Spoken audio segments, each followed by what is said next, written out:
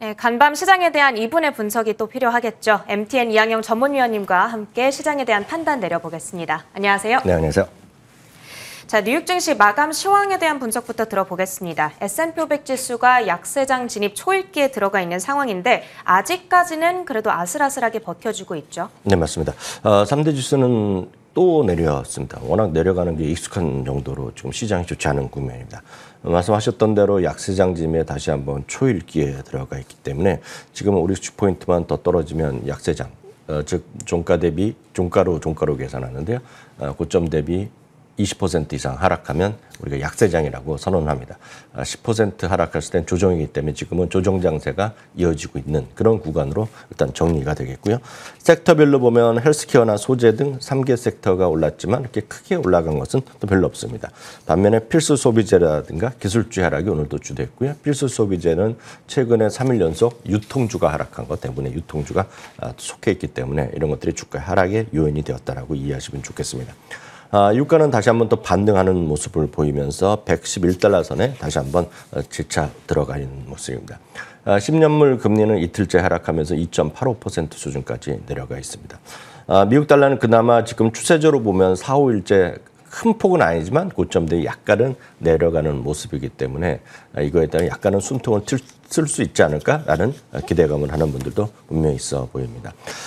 종목군 보면 잠시 전에 말씀드렸다시피 유통주들이 일단은 문제가 일으키고 있습니다. 월마트는 3일 연속 하락하고 있습니다.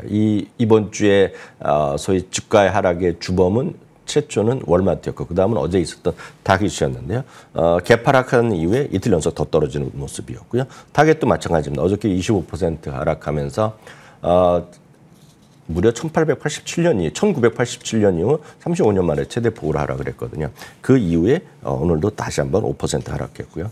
코스트코는 다음 주 실적 발표를 하고 있지만 지금 월마트와 타겟의 실적 때문에 여기도 조금 좋지 않지 않겠느냐라는 우려감 때문에 어제도 10% 이상 빠졌습니다. 10% 이상 빠진 거는 코스트코는 2003년 이후 처음이거든요. 그만큼 이렇게 크게 움직이지 않는 것들이 이번 주에 많이 흔들려버려서 일부에서는 도대체 숨을 곳이 없다라는 얘기를 하는 사람들이 바로 이런 요인 때문입니다. 다시 한번 확인되지만 코스트코는 26일 날 실적 발표가 있겠습니다. 반면에 또 하나 이제 홀세일 클럽인 BJ 홀세일 클럽은 오늘 깜짝 실적을 발표하면서요. 7.4%가 올라갔습니다. 휘발유 판매 같은 것들이 주유소 판매가 상당히 좋았다는 얘기죠. 미국은 우리나라 달리 대형 유통점이 주유소를 하는 곳이 꽤 있거든요. 코스트코는 많이 유명하고 월마트도 하고 있고 BJ's 홀세일 클럽도 마찬가지인데 여기에 이제 매출이 늘어나서 전반적인 이제 주유소 왔다가 다른 것도 사는 이런 분위기죠. 그래서 실적이 좋았다고 합니다.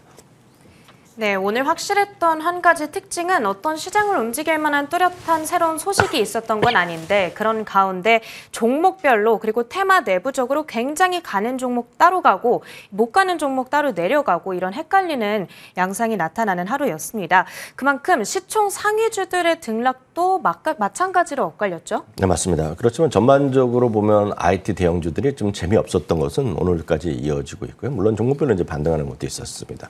애플이 1.4% 하락을 했습니다. 마이크로소프트 0.3% 하락했고요. 알파벳도 1.3% 하락했기 때문에 흔히 해서 빅테크 시총 상위 주식들이 하락폭은 진정됐으나 하락세에서 벗어나기에는 아직까지는 역부족이었다라고 이해하시면 되겠습니다.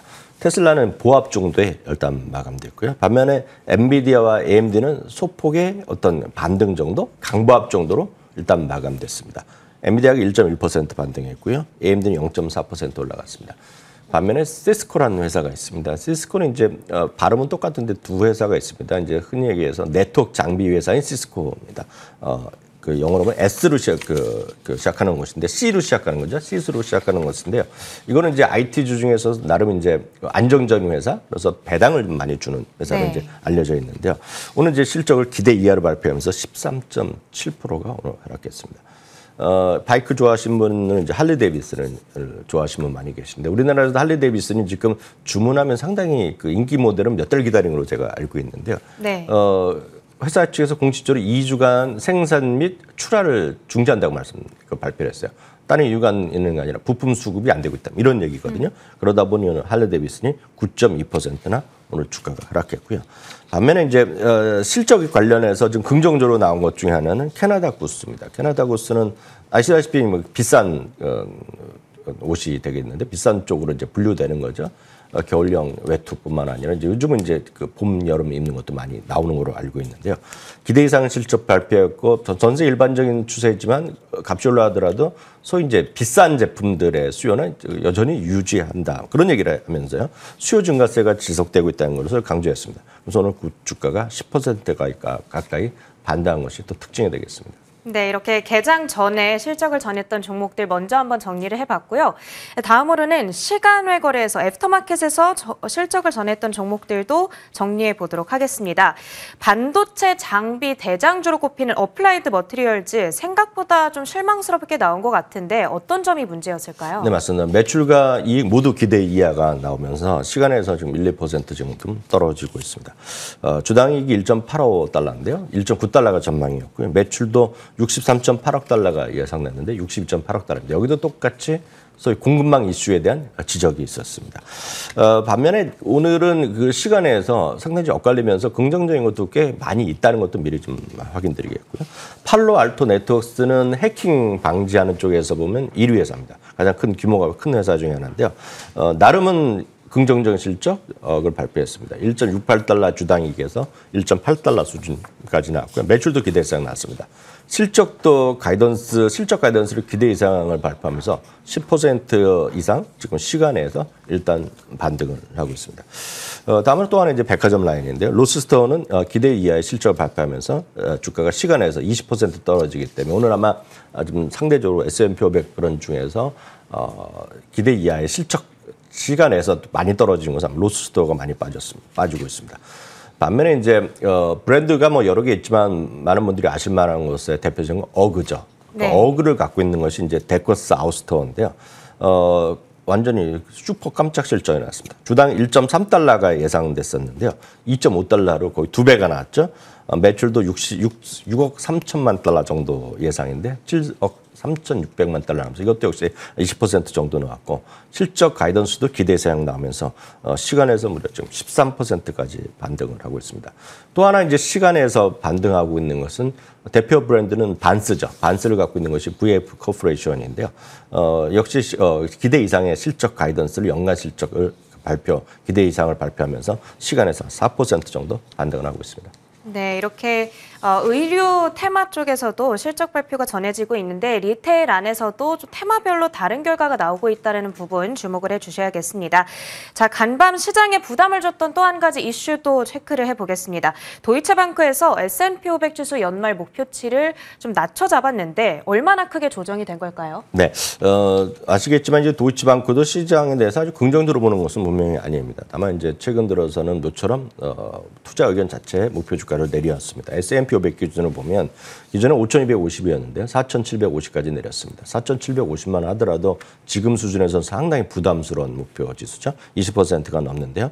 다만 이제 주당 이익의 전망치는 그대로 유지하고 있습니다. 금년에 230달러, 2024년에 245달러. 다만 전반적으로 리세션의 가능성이 커지고 있다는 것에 대한 어떤 경고성 멘트는 이번에도 분명히 있었다라고 이해하시면 좋겠습니다. 네, 알겠습니다. 자, 이제 많은 분들께서 가장 좀 걱정하고 있는 부분에 대한 이야기입니다. 이제 S&P 500 지수가 약세장 진입에 거의 근접해 있는 수준에서 시장이 조금씩 계속해서 낙폭을 키워가고 있는 모습인데 과거 역사를 돌이켜봤을 때 S&P 500 지수가 약세장에 진입한 경우가 많이 있었었나요? 네, 꽤 많이 있었죠. 실제로 보면 조정 국면에 진입한 이후 벌써 지금 1월 2일 이후 조정 장세로 우리가 얘기를 하고 있기 때문에 조정 상태에 진입한 이후 벌써 오늘까지 보면 정확하게 137일째입니다. 다시 한번 확인드리면 조정이라는 건 10에서 20% 하락하는 것인데 그 사이에 하락하는 것인데요. 고점에서 저점까지의 길이가 보통 통상 이제 133일이 있었거든요. 그렇기 때문에 지금은 딱 그 평균은 좀 넘어서 있는 상황입니다. 그렇기 때문에 지금은 실제로 이 약세장이 끝나는지 아니면 오히려 그 조정장이 끝나는지 아니면 약세장의 진입에 이 통계만 보더라도 얼추 그냥 문턱에 와 있다라고 보셔야 될 것 같고요. 만에 하나 약세장까지 이제 진입을 하면 주가의 하락 기간은 평균적으로 338일까지 나가는데 거의 1년으로 갈 수 있다는 그런 것도 좀 염두에 두시면 좋겠습니다. 참고적으로요. S&P 500은 지수는 그 소위 약세장까지 들어가면 평균적으로 하락폭은 그 고점 대비 30%였으니까요. 지금보다 10% 정도 더 넘나들게 하락할 수 있다는 것도 역사적인 평균치라고 일단 보셔야 되겠습니다. 다만 이제 1월 3일 고점 대비로요. 정확하게 오늘까지 보면 오늘 종가로 보면 18.6%가 하락했습니다. 지난주 목요일 날로 기억하는데요. 그때 장중에 19.5%까지 떨어졌다가 이제 약간 벗어나면서 일단 마감이 됐었는데요. 19% 이상 하락했지만 약세장에 진입하지 않았던 경우도 분명히 있는 거죠. 정말 운이 좋았던 경우인데요. 그 경우만 좀 따져보면은요. 진입을 하지 않았던 경우도 이제 5번이나 있습니다. 그렇지만 이번에 성공하면 6번째가 되는데 그런 가능성이 저는 크다고 보지는 않는데요. 어찌됐건 그 다음에 말까지 주가는 예외 없이 반등을 했었습니다. 1978년에는 13%가 그 다음에 말까지 올랐었고요. 98년과 2018년에도 37%까지 올라갔으니까 너무 큰 우려는 하실 필요 없다고 봅니다. 다만 문제는 리세션을 동반했을 경우, 그러니까 지금은 아직 리세션이 아니지만 리세션을 만약에 동반했을 경우에는 평균 23.8%가 나오기 때문에 실제로 주가의 하락폭이 더 깊어질 수 있다는 것도 우리가 염두에 두셔야 될 것 같습니다. 위원님께서는 가능이 적다라고 말씀하셨지만 이번이 그 6번째가 되었으면 좋겠다라는 희망을 가지게 됩니다.